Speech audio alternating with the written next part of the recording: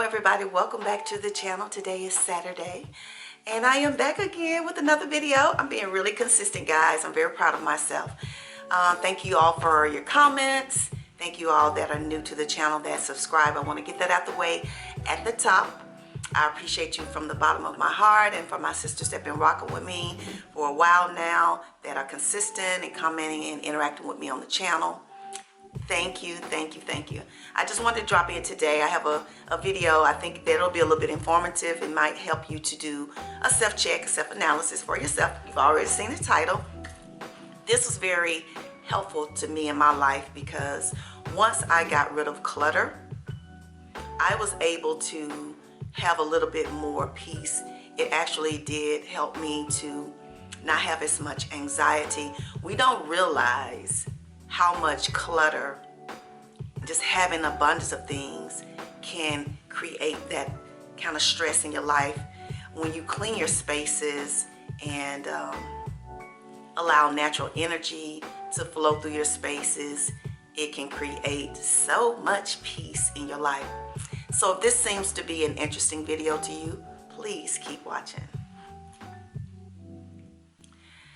Hello ladies, welcome back to the channel. I wanted to do a video today that I hope will be a little bit helpful and informative to you. I believe as we get older, I think we're more prone to clutter, and I'm going to give you reasons why we tend to be prone to clutter, and then hopefully I'm going to give you about 5 ways to overcome having clutter.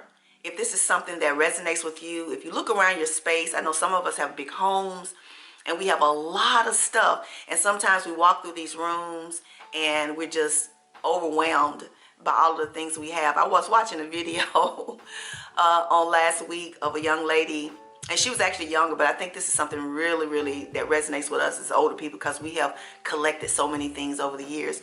But this particular lady was walking from room to room, and as she went in the room, she just had so much stuff and she couldn't really find what she was looking for. So she got so frustrated that whenever she came out the room, she was just closing doors because she felt that not being able to see it was helping her deal with it. When actuality, in the reality of it all, you need to figure out a way to declutter and figure out a way to have things organized so that you can feel less stressful and have that peace that you desire. And it also helps you to just be able to think clearly when you're trying to figure out things. A lot of times we're trying to find stuff, we don't know where it is because we have stuff everywhere. So hopefully this will be helpful to you. So I'm gonna give you some of the reasons why we have the clutter, and hopefully this will be helpful to you. All right, 3 questions I want you to ask yourself. If you find yourself with a lot of things, I do want you to ask yourself these 3 questions. And this will help you kind of figure out what you need to do.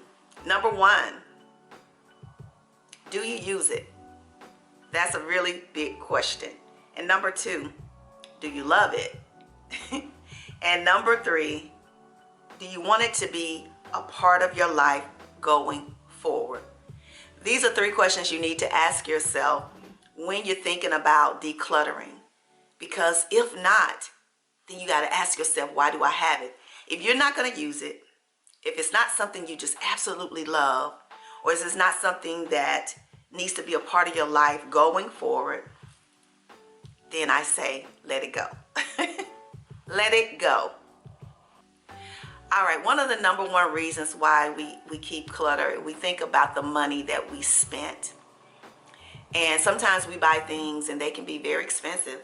And so we feel like if we get rid of it, we're throwing away money. But when you do things like that, you have to ask yourself, I bought this, have I ever used it? Will I ever use it? Maybe at the time that you purchased it, it was a great idea. It seemed to be a great value. Even though you may have spent money on it, it still was a good value. And you were thinking that you would use it at some point. And then you look up, it's a year, 2 years later, and you haven't. I found myself in that situation when I was decluttering.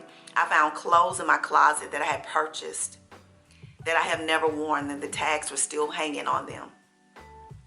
At that point, I thought about, okay, I bought this. I've spent money on it. And I felt like if I got rid of it, I was throwing away my money. But actually, I have thrown away money because it had hung in my closet for 2 years. It was something that I never wore, something I probably was never going to wear. So in my opinion, I thought, let's pass this on to someone who would get use out of it, someone that can appreciate it and, you know, find value in it. And even if you decide to sell it, you may not get what you paid for it, but at least you're clearing up this space of things that you have that you never intend to use. Number 2 is guilt. You know how we are gifted with things sometimes, and most of us as human beings, we are very compassionate and considerate of people. But sometimes we're gifted things that we don't like. We're gifted things that we know we don't wear or we don't use. But because we're being very kind-hearted and thankful and grateful that someone thought of us to give us things, we keep them and we just pack them away. We stuff them away somewhere where we know we have never intended on ever using it. But that guilt won't allow us to give that away because we're worried about, you know, how that person would feel. And that's just a natural human compassion and consideration. I think it's wonderful to have that type of heart. But I still say in that situation, if it's something that's taking up space in your home that you never have intentions to use, it's not even displayed in any way, why are you holding on to it? There is someone out there that would love it and that would put it to good use. You always be thankful for things that people give you. You never should feel like you should tell people, I don't like this, or, you know, decline it, especially if someone giving something for your heart. But I think after you have had something for years that somebody gifted you and you have never used that thing, and this person that don't even ask you about it, they just gave you something. It could be a housewarming gift, something that doesn't go with anything that you have in your home. Why are you holding on to it? Just for the sentimental purposes because that person gave it to you? You know, if it's a family heirloom, I get it. But if it's just some type of gift, an outfit, or something that you know that you never have use for it, I feel that the benefit of having someone have that to be able to enjoy it is better than keeping it and not allow that guilt to make you feel like it's something you have to keep. Number 3, I think holding on to the past. You know, a lot of times we have accumulated things from our past, whether it was from a marriage, a relationship that you were in, and we hold on to that stuff. Sometimes in order to move forward in our lives, we have to get rid of those things because they are reminders of sadness. Sometimes it's reminders of pain. Now, I know a lot of times we hold on to things that are sentimental because it might be a loved one that we've lost, and those are trinkets. I want a lot of things of my father, and my stepmom is planning to send me a box this month of things of my dad, and I want those things because those are reminders of him and his love. And I love hats. My dad wore hats. So I plan on getting those, but I'm going to use those hats. I'm going to wear those hats. But there will be other things in that box that will just be memorabilia, things that just make me feel loved and feel close to my dad. But we often have things we keep that are from relationships that were not great. But because we had those things, I kept a wedding dress, I think, for years. And I thought about it, and when I said, in my mind, I told myself I was keeping it because my daughters may want that. But when I mentioned to them, they were like, well, we don't want that dress. So I was just like, you know, and I thought about it, and I think really why I kept that dress more than anything, it really wasn't that. It was because I paid so much money for it. And it was just something that reminded me of a marriage that no longer existed. It wasn't anything pleasant about it. But I think we do hold on to those things, and we have things in our attic, we have things in our basement, in our garage that have been things we had 20, 25, 30 years ago that have dust on them or that are actually, deteriorating. But they're holding up space in our homes, and we have no use for them. And as I stated, have a yard sale.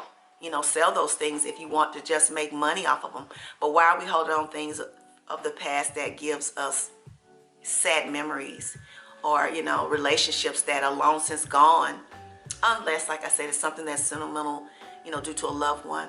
But you can go through those things and find out what is more of a sentimental value and something that we just don't want to get rid of because it is a reminder of things that weren't so pleasant in our life. So those are reasons why.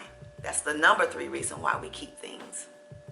The number 4 reason is because we don't really know how to get rid of it. Maybe it's a big piece of furniture or something that you've had for 20 years. My mother has a china cabinet. A china cabinet, guys. Do y'all remember that? Now, I do know they have more modern china cabinets, but my mom has this heavy china cabinet that it takes about 4 people to lift to move it. And it's been in her home all her life. I think that china cabinet, I remember that china cabinet when I was 10, okay? But she's had this china cabinet probably younger than that, maybe 6 or 7, when she was married to my dad. But she's had this china cabinet, and you know, she used to tell us that one of us might want it, and I certainly don't. And you know, so my thing is, if you have those types of big things and you just don't know how to get rid of it, you can call these furniture companies or Salvation Army or Goodwill, and a lot of times they'll come by and they'll move these things for you for free. It just depends on, you know, how you feel about it. Now, I know a lot of people might have it for sentimental value, but my mom just kept it, and she just moved it from place to place, not so much because she liked it, but just because she didn't know how to get rid of it. So it doesn't go with anything that she has in her home, but it's just a big piece of furniture that she's always had. So sometimes I think we do keep things because we just don't know how to get rid of it, so it just stays with us, and we might tuck it away in the garage or in our basement, and it just takes up a lot of space. And when we go through these rooms, we see this piece of furniture or whatever it is that we just don't know how to get rid of, and we feel just overwhelmed by it. So that is the number 4 reason why I feel that we hold on to clutter. And the top number 5 reason why is we feel that we might need it later. I think we do that with clothing and things like that. We don't want to get rid of those things because we look at it like, well, I might need this later, or I'm going to lose this 20 to 30 pounds and I'll be able to wear that. How many times, how often do that happen? Rarely. You know, if we're looking at 5 pounds, maybe we may be able to say that I'm going to lose these 5 pounds and get in this outfit this summer. But sometimes when it's like unrealistic, 20, 30, 50 pounds, something we didn't have since high school, and we say, I'm going to get into this later, we know that's not going to be possible. But we always want to hold on to that notion in our minds that we'll be able to wear this later. We'll be able to, you know, use this later. And oftentimes it's things that we never use. And oftentimes when we have family members that have passed on and we go to their homes, we see stuff that they had when they were teenagers or, you know, younger, or just young adults that they never used, and it just was something that they moved from here to here to here. But I know a lot of times people look at that as sentimental and they want to keep it. And if that's your reason, yeah, by all means keep it. But when we're looking at it from an aspect of decluttering and having energy that is pure and clean in our environments, sometimes we need open spaces, room to move around and bring in the new. And so this is a helpful video for you if you're a person who deals with clutter and don't know. Think about those reasons and then move accordingly to try to help you to be able to breathe more in your spaces, to feel this weight lifted off of you like I felt. I'm not telling everybody to become a minimalist like me, but certainly the decluttering aspect of it could be helpful in your life. If you find yourself in a space where you have so much stuff and you just feel overwhelmed, you know, think about those reasons why you're keeping it and move accordingly. So I hope this video was helpful to you today. As we get older, we want our lives to be more fruitful. We want to be able to live free and lighthearted. And oftentimes, clutter is a big aspect of where depression comes from. And I never knew that until I started to declutter. So I hope this was helpful. If it was, please give me a thumbs up. Drop your comments below. Share your decluttering or your thoughts on clutter in the comment section, and let's talk about it. And I appreciate you for watching. Remember, always peace and love. Kisses and hugs, and I'll see you in the next video. Have a great weekend.